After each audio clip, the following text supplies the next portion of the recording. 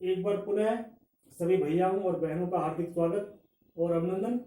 बच्चों, आज का जो टॉपिक है वो है principle of inheritance and variation में आज हमारा 8वां लेक्चर है। आज के जो टॉपिक्स हैं वो है लिंकेज, सहलग्नता और उसके प्रकार। यानी कि जो सहलग्नता होती है वह दो प्रकार की होती है। एक आपका होता है कंप्लीट लिंकेज और दूसरा आपका होता है इनकम्प्लीट लिंकेज। तो सबसे पहले बात करते हैं व्हाट इज लिंकेज। सहलग्नता से आप क्या समझते हैं? आप जानते हैं कि अनेक प्रकार के जीवधारियों में गुणसूत्र पाए जाते हैं और इन गुणसूत्र पर जो है जीन्स होते हैं। इस प्रकार के जीन को हम क्या बोलते हैं? सहलग्न जीन। और इन जीनों का साथ साथ वंशांगत होना सहलग्नता कहलाता है। ठीक हो गया। जैसे अगर हम मनुष्य की बात करते हैं तो मनुष्य का जो 23वां जो गुणसूत्र होता है वो होता है सेक्स क्रोमोसोम्स। उसमें जो जीन्स होते हैं वो आपके होते हैं एक्स वाई। ये एक्स वाई क्या है? सहलग्न जीन है। जब इन जीनों का साथ साथ क्या होता है? वंशांगत होता है, तो इस प्रकार की वंशांगता को क्या बोलते हैं? सहलग्नता। ठीक हो गया।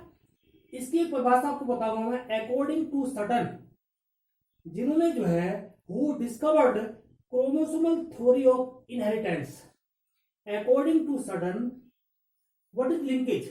सिंपल डेफिनेशन है इसकी परिभाषा है linkage is the tendency of gene to remain during the process of inheritance. It is called linkage. Clear हो गया होगा। अब बात करते हैं टाइप्स ऑफ लिंकेज। सहलग्नता दो प्रकार की होती है। एक आपका होता है कंप्लीट लिंकेज और दूसरा आपका होता है इनकम्प्लीट लिंकेज। तो सबसे पहले हम बात करते हैं कि कंप्लीट लिंकेज होती क्या है। सिंपल भाषा है, जब जीन्स किसी एक ही युग्म विकल्पी अर्थात गुणसूत्र युग्म के एक ही सदस्य पर उपस्थित रहते हैं तथा उसी जनक से ठीक हो गया, एक समय में क्या होता है? उनका ट्रांसफर होता है, एक समय में उनका स्थानांतरण होता है। तो इस प्रकार की जो लिंकेज होती है उसे क्या बोलते हैं? Complete linkage. ठीक हो गया। अगर हम बात करते हैं, एक एग्जांपल से आपको बताएंगे। जो कंप्लीट लिंकेज मैंने आपको दिखा रखी है ये नर ड्रोसोफिला में है। आप जानते हैं जो ड्रोसोफिला है एक प्रकार का इंसेक्ट है।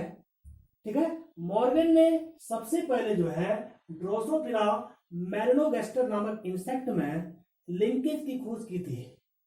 ठीक हो गया। तो now we will discuss about complete linkage.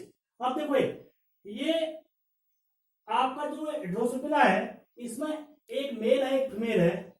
ठीक हो गया।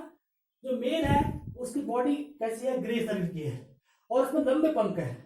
और जो फीमेल है उसका शरीर कैसा है? काला और उसमें कैसे पंख है? अवशेषी पंख है।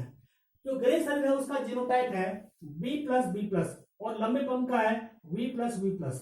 ऐसे ही जो काला शरीर और अवशेषी पंख वाला ड्रोसोफिला है उसका जीनोटाइप है स्मॉल v। ये पेरेंट्स हो गए, ये इनका जीनोटाइप है। ठीक हो गया। ये क्या है आपका?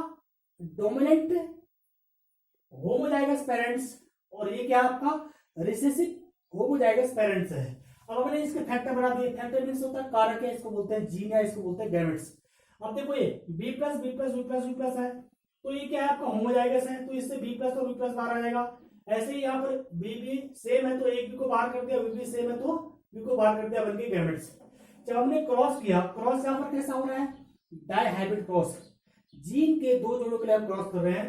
क्रॉस करेंगे तो इसका क्रॉस इससे करेंगे तो क्या आएगा? B+B, V+V।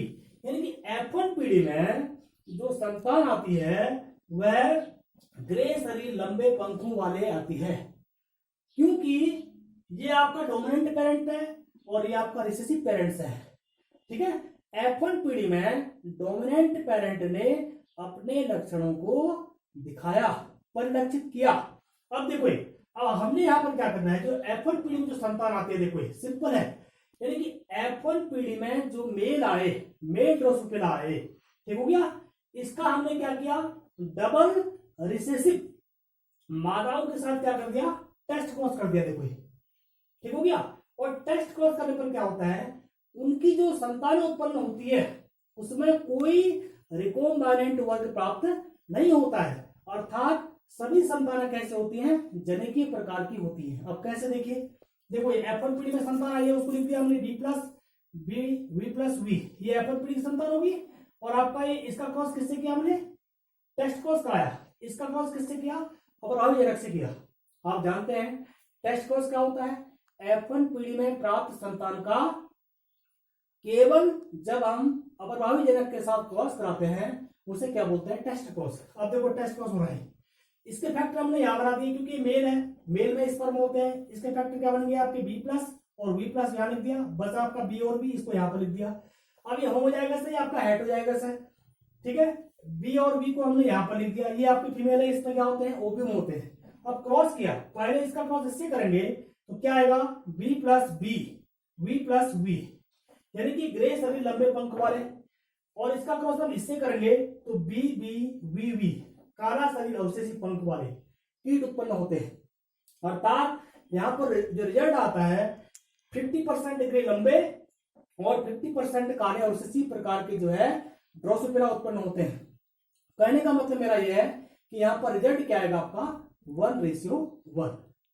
इस प्रकार की जो लिंकेज होती है उसको बोलते हैं complete linkage. Now we will discuss about incomplete linkage.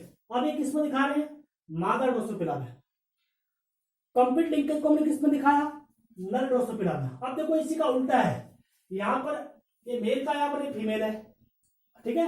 अब प्रश्न आता है कि इनकम्प्लीट लिंकेज होता क्या है, बहुत सिंपल भाषा है। जब संलग्न जीन, अब संलग्न जीन कहाँ होते हैं, गुणसूत्र पर होते हैं, ठीक है। यानी कि गुणसूत्र पर जो है अनेक प्रकार के जीन हो सकते हैं, इस प्रकार के जीन को क्या बोलते हैं, संलग्न जीन।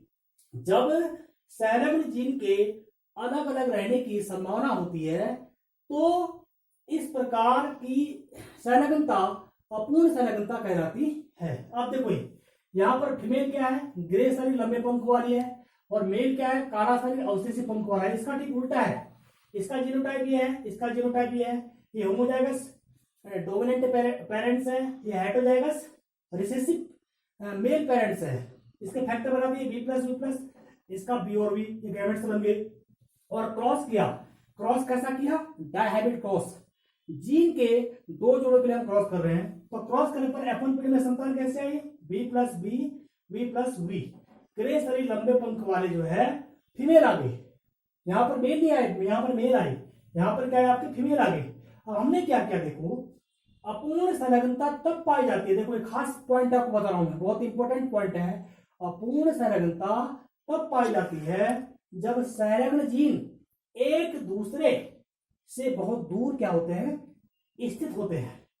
दूरी के कारण अर्धसूत्री विभाजन के समय, ठीक हो गया, जीन विनिमय के द्वारा इन जीनों के पृथक होने की संभावना अधिक बढ़ जाती है, क्योंकि यहां पर क्या होता है, क्रॉसिंग ओवर होता है, जीन का विनिमय होता है। क्या होता है जीन का विनिमय, क्रॉसिंग ओवर क्या होता है, यानी कि जीनों का, ठीक है, साथ साथ ट्रांसफर होना क्रॉसिंग ओवर कहलाता है। अब देखो हमने क्या किया, जो F1 पीढ़ी में संतान आई है इसका क्रॉस किससे किया, रिसेसिव फीमेल पेरेंट से कर दिया। देखो ये ठीक हो गया, ये संतान कहां पर आई आपकी F1 पीढ़ी में, B plus B V plus V। इसका क्रॉस पुनः किससे किया हमने, टेस्ट क्रॉस किया। टेस्ट क्रॉस जानते ही है, F1 पीढ़ी में प्राप्त संतान का क्रॉस पुनः अप्रभावी जनक से कराना। अब ये जनक कैसा आपका प्रभावी, इसके फैक्टर बना दिए B प्लस V प्लस, उसके बाद BV, उसके बाद आपका B प्लस V, और उसके बाद B V प्लस। ये हो गई आपकी फीमेल। फीमेल में क्या होती है, ओव्यूम। और ये मेल क्या है आपका, होमोजाइगस है। फीमेल क्या है आपका, हेटेरोजाइगस है। तो इसके गैमेट्स सेम बनेंगे BV, क्योंकि ये आपका होमोजाइगस है, ये हेटेरोजाइगस है। हेटेरो मीन्स होता है डिफरेंट, होमो मीन्स होता है इक्वल। तो हेटेरो में अलग अलग फैक्टर बनेंगे और होमो में क्या बनेंगे, सेम बनेंगे। अब क्रॉस करेंगे, पहले इसका क्रॉस आप इससे करेंगे तो रिजल्ट क्या आएगा, B plus B V plus V, grey शरीर लंबा पंख। इसका क्रॉस इससे करेंगे PB V V, काला अवशेषी। इसका क्रॉस आप इससे करेंगे B plus V B V, ठीक है, ग्रे अवशेषी। इसका क्रॉस इससे करेंगे तो B B V plus V, काला लंबा। तो यहाँ पर रिजल्ट चेंज आ गया। रिजल्ट क्या आया, 41% ग्रे लंबे आ गए, 41% काले अवशेष आ गए, 9% ग्रे अवशेष आ गए और 9% काले लंबे आ गए। तो इसको हम बोलते हैं इनकम्प्लीट लिंकेज। ये ऐसा क्यों हुआ? यहाँ पर F1 पीढ़ी में जो संतान आती है ना, तो यहाँ पर क्या होते हैं, इनके सैलग्ड जीन क्या होते हैं, बहुत दूर होते हैं। ठीक है भैया, दूरी के कारण अर्धसूत्री विभाजन के समय जीन विनिमय के कारण इस प्रकार के सैलग्ड जीनों के पृथक्करण होने की क्या होती है, संभावना अधिक बढ़ जाती है। इस प्रकार का लिंकेज इनकम्प्लीट लिंकेज कहलाता है। ठीक हो गया। तो आज आपको मैंने जो है लिंकेज उसके टाइप्स बताए। आशा करता हूं कि आप लोग इस वीडियो को बहुत ध्यान से देखेंगे और समझने का प्रयास करेंगे। इसी आशा के साथ एक बार पुनः सभी भैयाओं और बहनों का बहुत बहुत धन्यवाद।